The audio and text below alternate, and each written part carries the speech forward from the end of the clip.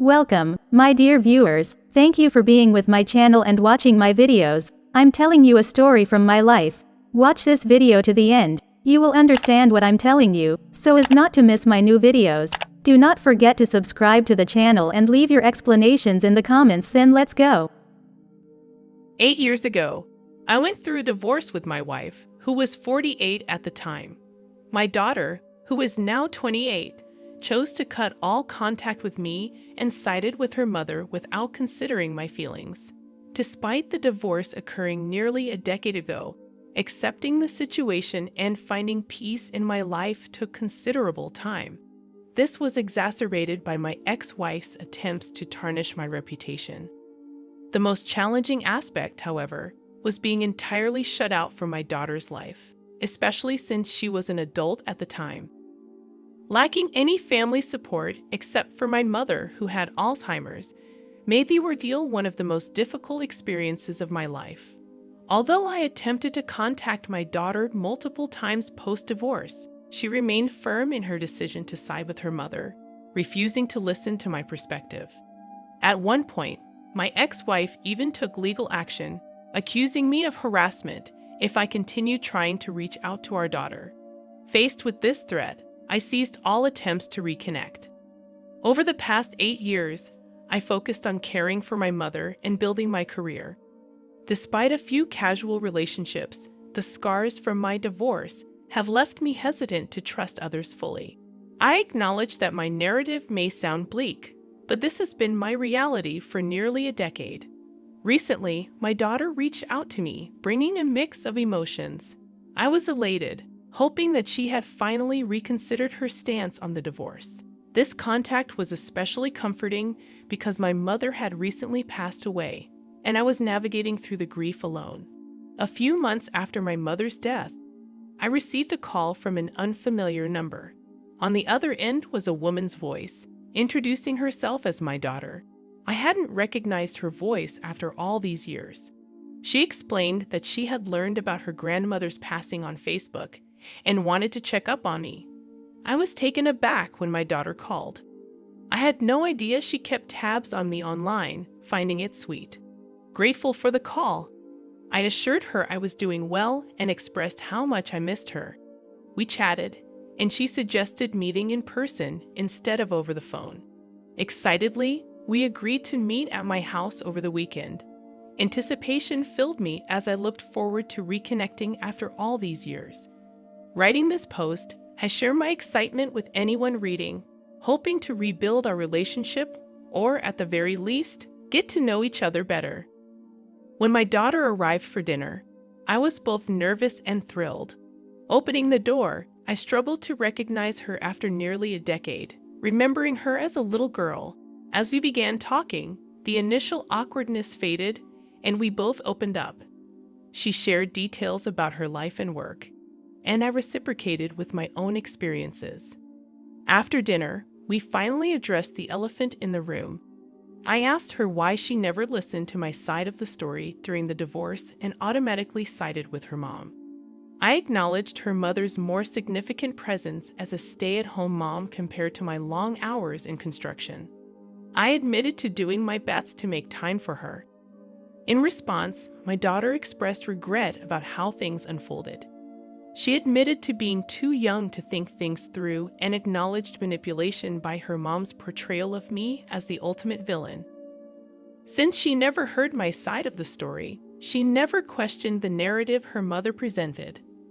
Whatever her mom had said, we continued our conversation until she finally disclosed the true reason for her visit. Hours into our discussion, I asked her what prompted her to reach out after such a prolonged period. There was a moment of discomfort in her expression, and I reassured her that honesty was important. She then admitted to keeping tabs on me through Facebook. When her grandmother passed away, she expected lawyers to contact her about her inheritance. However, with no such communication, she decided to contact me directly. Revealing that she had recently gotten engaged, she explained that she could use financial assistance for wedding expenses. This revelation felt like a punch in the gut. My initial hopes of reuniting with family were shattered, discovering that her motive was rooted in financial gain rather than genuine connection. Ironically, legally, the inheritance was mine, and had she been a better daughter, she would have likely received most, if not all of it. Despite my indifference towards money, living modestly in my own home and with simple preferences, I would have willingly supported her wedding if she had approached me sincerely, without exploiting the situation for personal gain. While processing these thoughts, I managed to maintain composure and asked if financial assistance was her sole purpose. She became defensive, asserting that the inheritance was secondary and her true intention was to reconnect with me. Claiming she regretted not reaching out while her grandmother was alive, she expressed fear that I would never forgive her for her actions, influenced by her mother's manipulation. Despite her attempts to smooth things over, I could sense the panic in her eyes, questioning the sincerity of her words. So I contemplated whether I could forgive her, questioning if her intentions were solely driven by financial gain. Curious about how she knew of the inheritance, I inquired.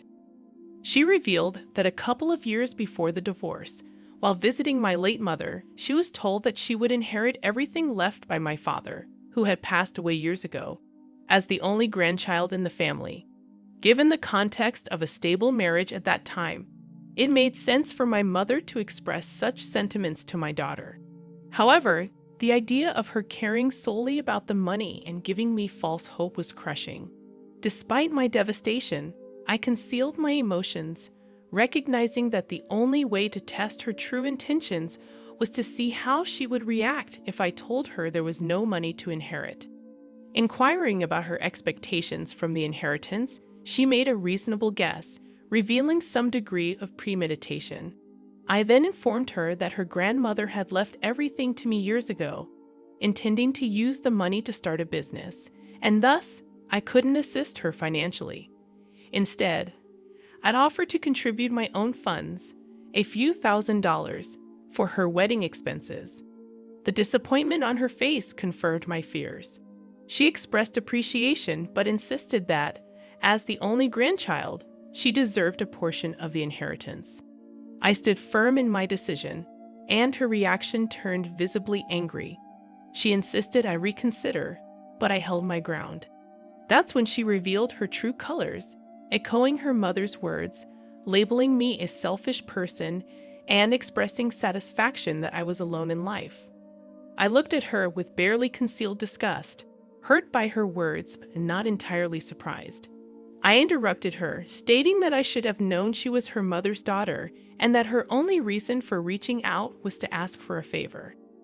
Criticizing her attempt to manipulate me during a time of grief, I found it disgusting, even for someone like her. She tried to say something more, but I laughed in her face, pointing out that if she hadn't blocked me years ago, she would have received my text about her grandmother and likely obtained most, if not all, of the inheritance. This statement had the desired effect. She looked utterly baffled and inquired about my statement. I urged her to unblock me on her old number, so I could resend all the texts that had never been delivered. Compliance followed, and I forwarded messages where I pleaded with her to hear me out. I informed her about her grandmother's Alzheimer's diagnosis, expressing the urgency for them to meet before she forgot about her only grandchild entirely. This wasn't a fabrication. My mother had frequently mentioned my daughter at the onset of her illness, yearning to see her. The inability to fulfill that wish had broken my heart. Now, the audacity of this ungrateful child seeking inheritance was astounding. To my daughter's credit, she looked genuinely ashamed after reading those messages. She apologized, acknowledging her lack of understanding during the divorce. However, she argued that her grandma would want her to have her share of the inheritance, and it wasn't fair for me to deny her that. She expressed a genuine desire to rebuild our relationship, but warned that if I chose to be selfish, she wouldn't feel comfortable continuing. In response, I expressed my skepticism, stating that if money played a decisive role for her, maybe a relationship wasn't worth pursuing. Despite wanting to believe her commitment to rebuilding our relationship, I couldn't at that moment. I conceded to considering another chance at a relationship, but made it clear that the inheritance was not up for negotiation. In return, she shot me a look of pure hatred and abruptly left my house, with no attempt from me to stop her. Subsequently, I sought the advice of friends. While most agreed with my decision, one close friend suggested I forget about the money and let my daughter have at least some of it if it meant having family in my life. This perspective lingered in my mind, leading me to question whether I should reconsider and give my daughter a portion of the inheritance. Hello, everyone. This post received more responses than I anticipated, and I appreciate all your advice and opinions. It has given me the perspective I needed. To address the most common question, what happened during the divorce? I haven't discussed it in years, but I suppose it can't hurt anymore. My wife and I were married for 23 years, and despite the years, she managed to betray me. Without delving into the details, I discovered she was cheating on me with multiple men. This had apparently been going on for years before I found out. The revelation left me completely devastated, and I coped poorly, resorting to heavy drinking and engaging in destructive behavior. The constant fighting and my excessive drinking made it easy for her to manipulate our daughter into taking her side. After nearly a year of living in such a tumultuous state and being separated, we confronted each other and ultimately got divorced. My ex-wife, who was a journalist at the time and a local celebrity of sorts, used her influence to try to destroy my reputation, coming close to success. Overcoming the aftermath of the divorce took time, especially with my daughter completely abandoning me. I'll admit that during the period when I learned about my ex's affairs, I was not present as a parent. Even after the separation and for about a year post-divorce, I kept to myself and wasn't there for my daughter. Once I stopped drinking and got my life back on track, my first step was reaching out to her to apologize. However, she refused to listen and blocked me everywhere. I thought giving her time would help, but 8 years later, our relationship has only worsened with time. Now, regarding the other big question about my mom's inheritance, technically, the money belonged to my father. My grandparents, both doctors, invested in properties throughout the city during their careers. Most of these properties were rented out and brought in significant income. My father passed away. When I was 21, I left everything to Mom, and all of it remained in her name during my marriage and for a few years after my divorce, while her health was still intact. Right after Mom passed away, I inherited everything as her sole heir. In the divorce, my wife received nothing except alimony until she remarried a few years ago. This was because, at the time, my mom owned everything. So, as things stand, my daughter never got close to owning anything. She was aware that her grandma was a landlady with a couple of heirloom properties, but I never accessed that money, as the income from my old construction business was more than enough for a comfortable life. I hope I've answered all your questions. Also, my daughter hasn't reached out to me since that night, and honestly, I don't expect her to. It seems she made it clear that she endured the whole reunion for the inheritance, and now that it's no longer on the table, I don't anticipate seeing her around anymore. I'd be lying if I said I'm not upset about it. But at this point, I've learned not to expect too much from people, regardless of who they are. So that's that. Thanks to all of you for the support. I appreciate it. I'm also considering putting myself out there, getting back into dating, and finding companionship rather than expecting ghosts from my past to reappear. Update 2. It's been quite a week, everyone. I thought that would be my last and only update, but I guess life had other plans.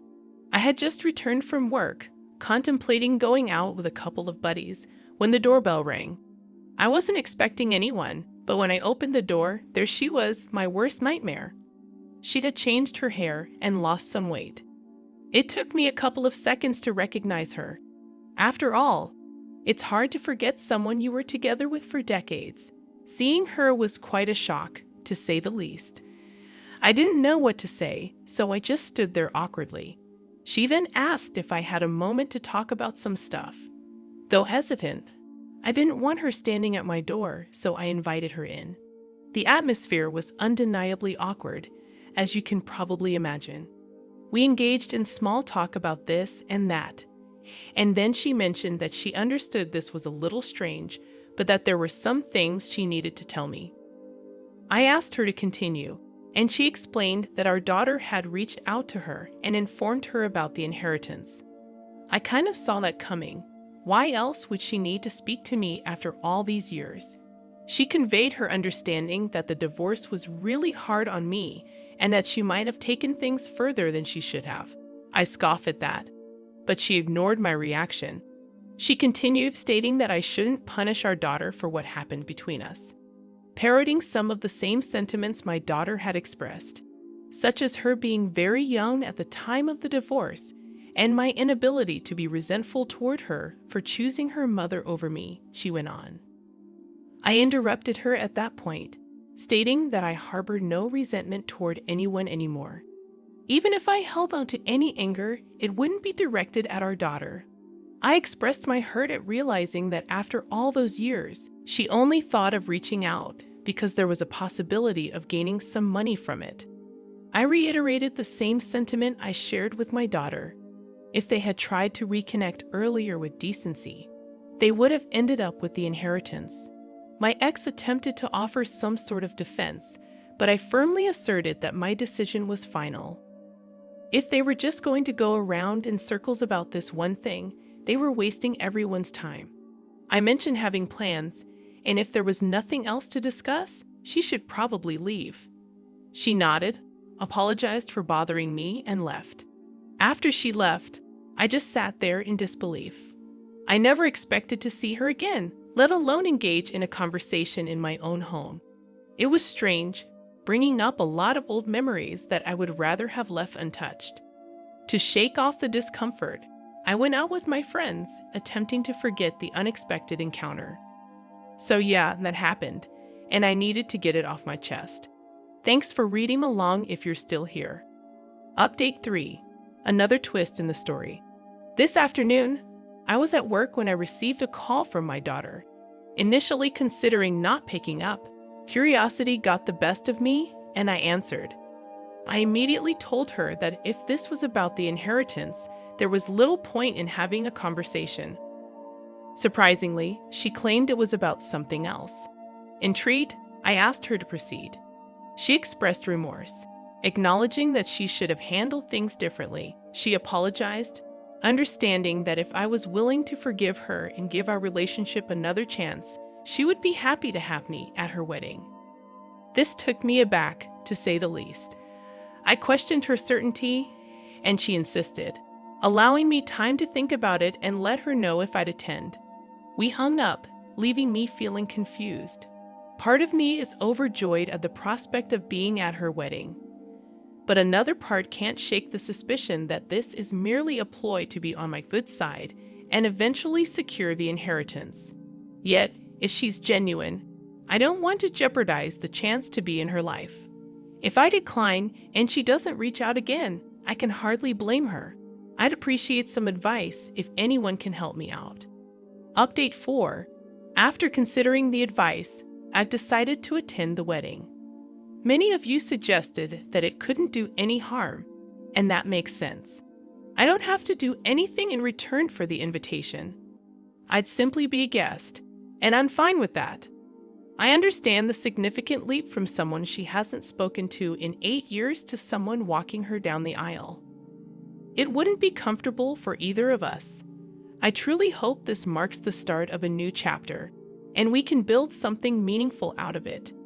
Thanks to all of you for listening and the advice you've given. I appreciate it and hope you wish me luck.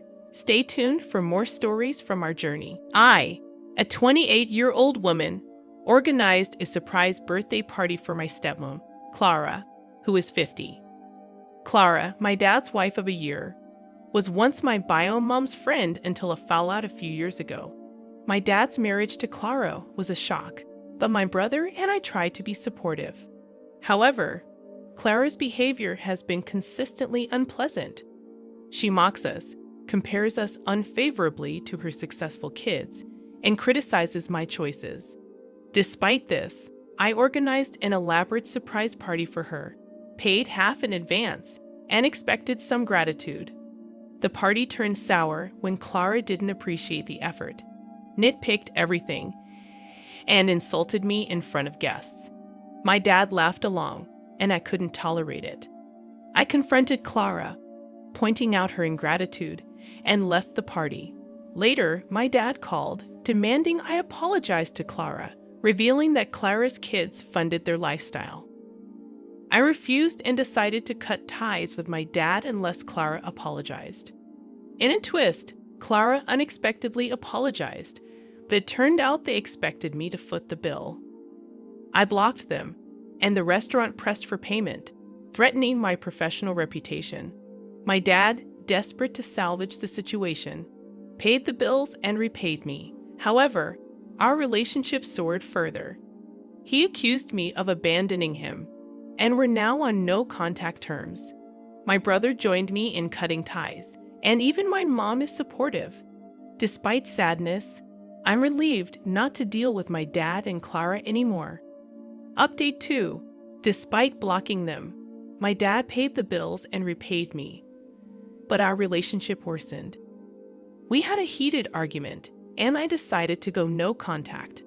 My brother followed suit, and even my mom, who had already stopped talking to my dad, supports the decision. I'm upset, but it's a necessary step for my peace of mind. Stay tuned for more stories from our relationships.